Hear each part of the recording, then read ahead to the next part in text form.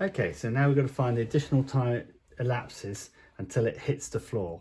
So we know essentially what's happened is this object has travelled slightly further there, meaning this object has travelled slightly further up before it snaps.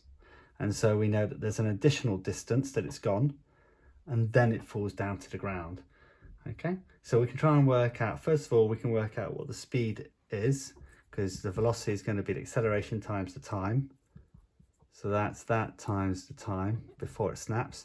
So I know at the point of it snapping, the speed was 1.4 meters per second. So that then becomes the initial velocity as the object falls down to the ground.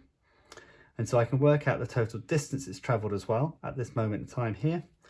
Let's just work that out. So I know I can use S equals ut plus a half at squared.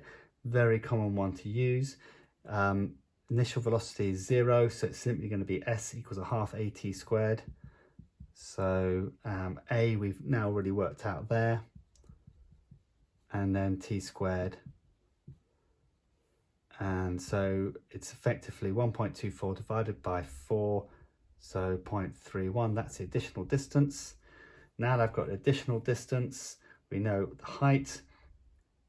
So we're going to use S equals ut plus a half at squared. So, and let's just get our signs right. We're now going downhill. The distance is going to be minus, if you can get this right, okay. And ut, so we're going to find out that the initial velocity was 1.24 now, because that's the initial velocity, and the gravitation, now we're going the opposite direction, so it's going to be a minus 9.8 t squared.